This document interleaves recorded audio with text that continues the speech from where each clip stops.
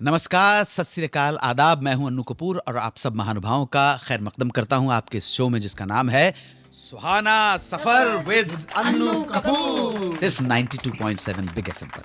ये radio station है India का सबसे पॉपुलर। अजीजमन, मैं तहे दिल से आप सभी लिसनर्स का, श्रोताओं का, सभी भाई बहनों का मशकूर हूं, शुक्रगुजार हूं, आभारी हूं कि आपने इस प्रोग्राम को अपने दिल में खास जगह दी है। और आपके दिल में खास जगह की वजह से ये प्रोग्राम नंबर 1 का रेडियो शो बन गया है। ये प्रोग्राम जहां ये कोशिश की जाती है कि आपको वही किस्से कहानियां सुनाऊं जो सच्चे हों, वही इन्फॉर्मेशन दूं जो सही हो। फिर भी कभी भूल चूक हो जाए तो प्लीज़ मुझे माफ़ कीजिएगा और मुझे बताइएगा ताकि मैं सही रास्ते पर चल सकूं। अनु जी, आज आप कौन सी कहानियां सुनाने वाले हैं? पहली स्टोरी, अमिताभ बच्चन के कमरे में घुसाई एक लड़की, जबरदस्ती। ये पहली कहानी होगी।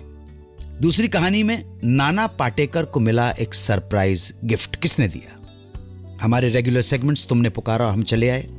दिल ने फिर याद किया। दिल ने फिर याद किया में आज दिल याद करेगा अभिनेत्री रानी मुखर्जी को। फिल्मी त्रुटि में आज बताऊंगा संजय गढ़वी की फिल्म धूम की एक छोटी सी भूल।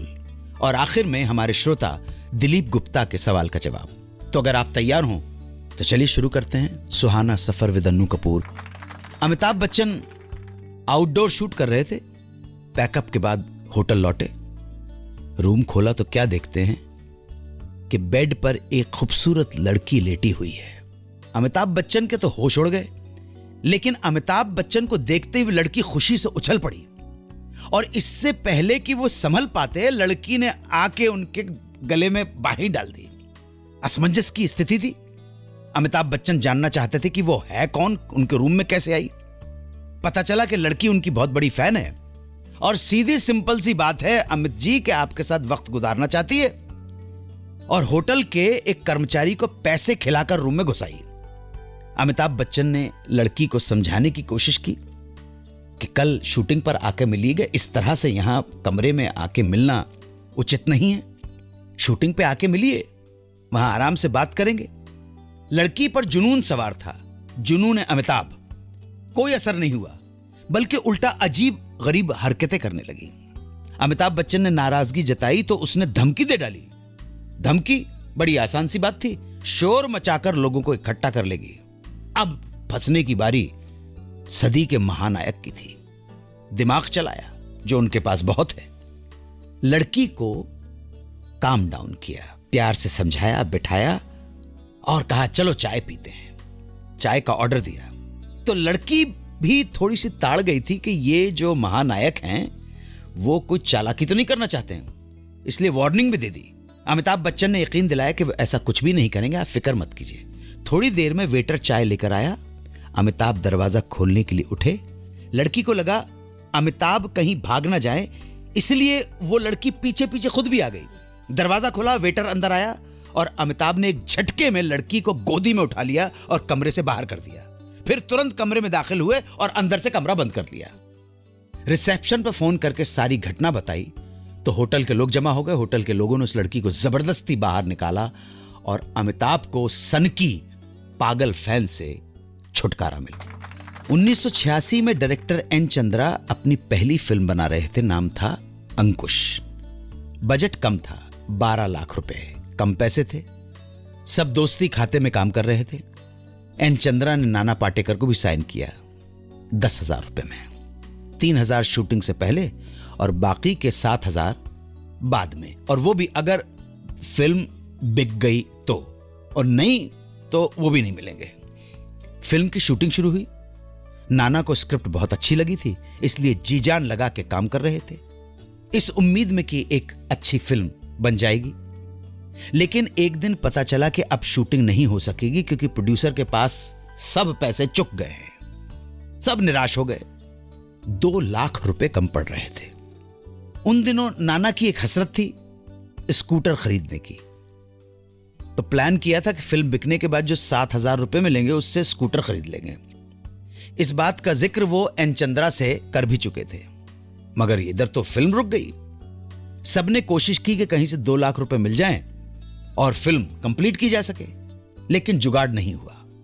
आखिरकार नाना ने जुगाड़ किया और फैसला किया, बहुत बड़ा फैसला, कि वो अपना घर गिरवी रख देगा और 2 लाख रुपए फिल्म को पूरा करने में लगा देगा।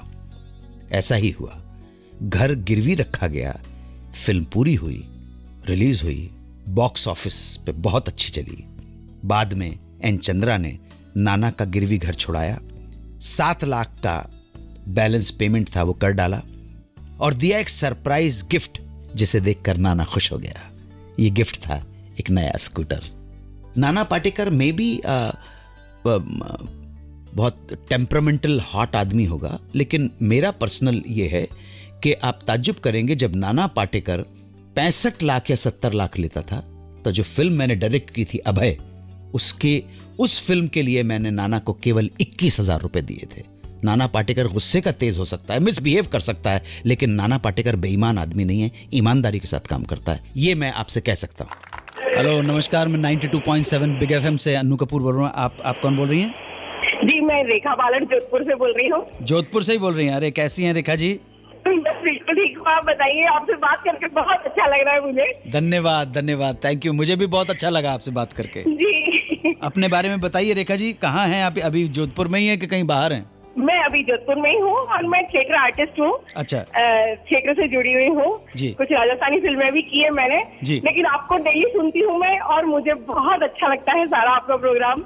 Thank you so much. Presentation, I love that one. Thank you so much Rekha ji. और थिएटर है? अच्छा, थिएटर करती हैं वहाँ पर जोधपुर में? मैं थिएटर करती हूँ, बिल्कुल। मेरा शो है कल और मेरा अक्सर चलता रहता है। I wish you all the best, all the best. Thank you so much. कोई गाना सुनना है? गाना मुझे सुनाइए आप, ये दिल और उनकी निगाहों के साए। Okay ji, thank you very much Rekha ji, thank you so much. Thank you so much. Thank you ji. दिल ने फिर याद किया, आज दिल याद करेगा प्रसिद्ध अभिनेत्री रानी मुखर्जी को। रानी मुखर्जी का जन्म 21 मार्च 1978 को मुंबई में हुआ। आपके पिता राम मुखर्जी डायरेक्टर थे, माताजी कृष्णा मुखर्जी प्लेबैक सिंगर। सुश्री रानी मुखर्जी ने जुहू के मानिक कोपरजी हाई स्कूल से आरंभिक शिक्षा प्राप्त की और फिर एसएनडीटी विमेंस यूनिवर्सिटी से होम साइंस में ग्रेजुएशन किया।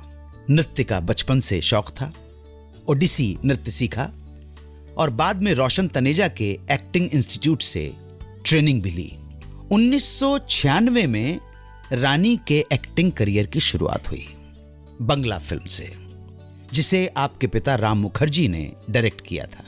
फिल्म का नाम बियर फूल। रानी को हिंदी फिल्मों में ब्रेक मिला, जिस फिल्म का नाम था राजा की आएगी बारात। फिल्म नहीं चली, रानी को फिल्मों के ऑफर आए ही नहीं। लोगों ने उनकी आवाज पर छींटाकशी करनी शुरू कर दी, लेकिन रानी ने हिम्मत नहीं छोड़ी और फिर 2 फिल्में आ गई सामने, आमिर खान के साथ गुलाम और शाहरुख खान के साथ कुछ कुछ होता है।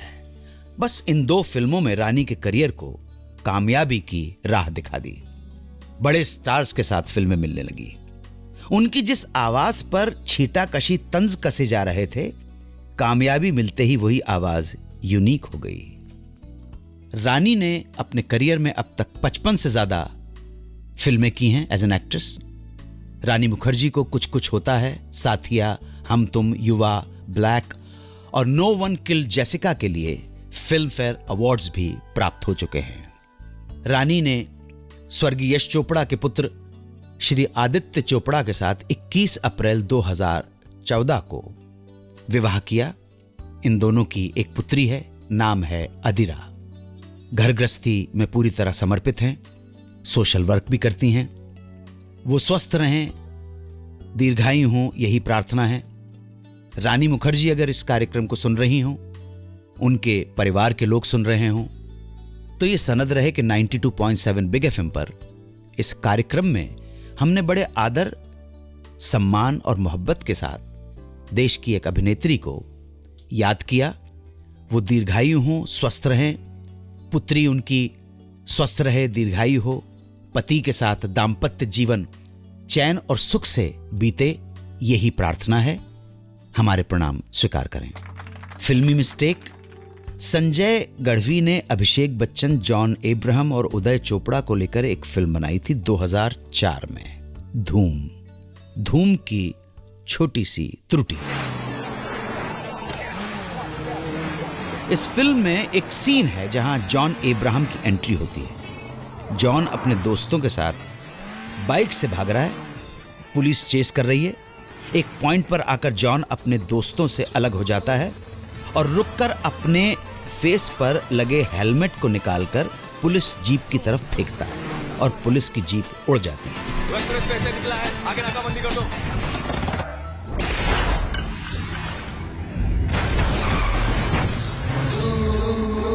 उस वक्त जॉन ने अपनी आंखों पर चश्मा नहीं लगाया होता है। वो आगे निकल जाता है, सीन आगे बढ़ता है। जॉन की आंखों पर चश्मा नहीं है, लेकिन अचानक जब जॉन अपने दोस्तों की बाइक की टोली में शामिल होने वाला होता है, तभी उसकी आंख पर एक काला चश्मा आ जाता है।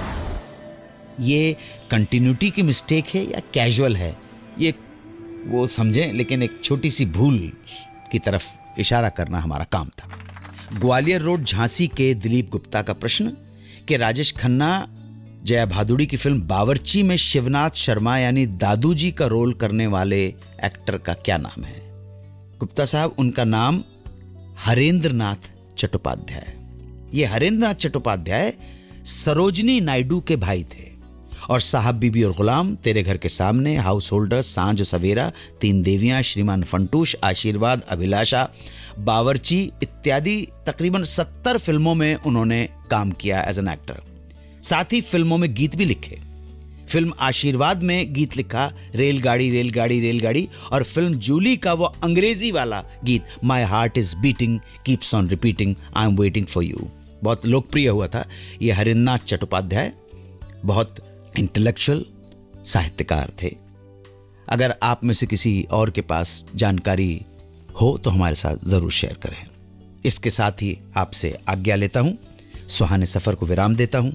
फिर आपसे भेंट होगी उस कार्यक्रम में जिसका नाम है सुहाना सफर विद अन्नू कपूर, सिर्फ 92.7 बिग एफएम पर। मेरे प्रणाम स्वीकार करें। जय भारत, वंदे मातरम।